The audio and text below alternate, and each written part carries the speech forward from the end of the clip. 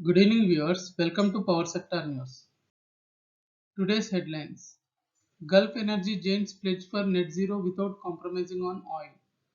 Projects to create green grid, carbon capture system hubs across Southeast Asian nations and Australia.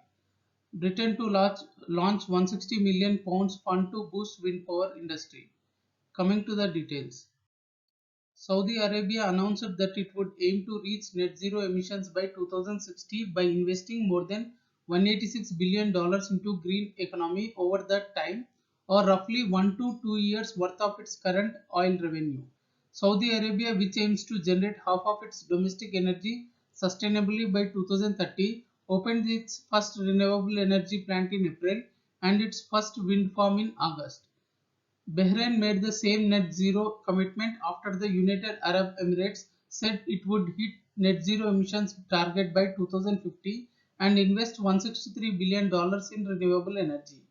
UAE has investments in nuclear energy and sustainable transport. Oman updated its climate action plan in July to include a 7% reduction in emissions by 2030.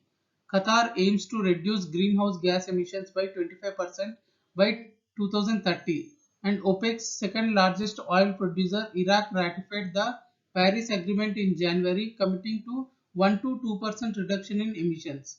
Few countries other than Gulf countries has also announced their commitments towards green energy. They are: China is targeting an ambitious clean energy goal of reducing fossil fuel use to under 20% by 2060. The proportion of non-fossil fuel consumption reaching around 25% of total energy use by 2030 when the nation targets peak emissions.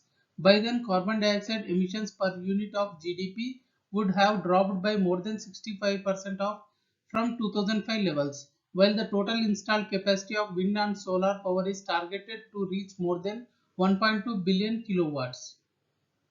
Sri Lanka will stop commissioning new coal-fired power plants which contribute about 44% of to Sri Lanka's power supply. Unlike many countries, the island nation is yet to release a net zero target. Members of Association of Southeast Asian Nations are working to implement a regional power grid with the first 100 megawatts of electricity under Laos, Thailand, Malaysia, Singapore power integration project expected to flow in 2022. ExxonMobil Corp is pursuing carbon capture storage hubs across Asia and has started talks with countries on potential storage options for carbon dioxide. Australia-Singapore Powerlink, one of the world's largest renewable energy projects with an estimated cost of more than 30 billion Australian dollars, will export energy from the world's largest solar farm and battery storage facility in Australia's Northern Territory to Singapore beginning in 2027. Singapore's Sembcorp Industries and Indonesia's PLN Batam and PT Trisurya Bersama agreed to develop a 1 gigawatt peak integrated solar and energy storage project in Indonesia's Batam, Bintan and Karimun region. Companies led by Singapore's Sunseap Group signed a memorandum of understanding to develop solar power systems with a combined 7 gigawatt capacity in the neighboring Riau Islands of Indonesia to provide electricity for the city-state. The Sunseap-led plans include a previously announced 2.2 gigawatt floating solar farm on Batam Island, part of Riau Archipelago, south of Singapore. Singapore's Energy Market Authority and JTC Corporation will launch a 6 million Singapore dollars request for proposal to test renewable energy storage systems and carbon solutions on its Jurong Island. Britain will launch a £160 million fund to help developers of floating offshore wind technology as a part of efforts to ramp up renewable power and meet climate targets. Floating offshore wind is key to unlocking the spectacular wind energy resource, particularly in the deep waters around the coasts of Scotland and Wales. Britain has a target to generate 40 gigawatt of electricity from offshore wind by 2030, up from around 10 gigawatt currently, which it says would be enough to power every home. Floating wind farms are expected to account for 1 gigawatt of that.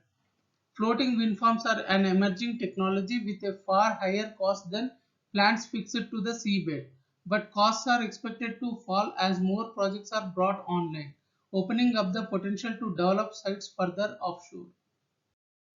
Additional news today. Singapore plans to import up to 4 gigawatt of electricity by 2035. Portugal Power Company EDP plans to invest 12.86 billion pounds in wind and solar projects in Britain by 2030. INEOS announces 1.7 billion pounds green hydrogen investment in Europe.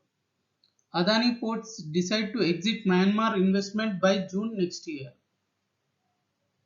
Price discovery at Power Exchange. National Load Dispatch Center has scheduled 179.10 million units of power for tomorrow, cleared through Indian Energy Exchange. Coming to the price discovery details.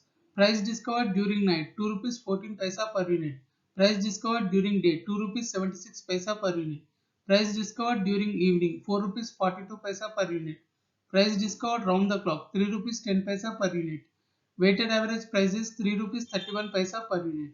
There is no congestion for power transfer in the network and the prices are uniform in all the regions.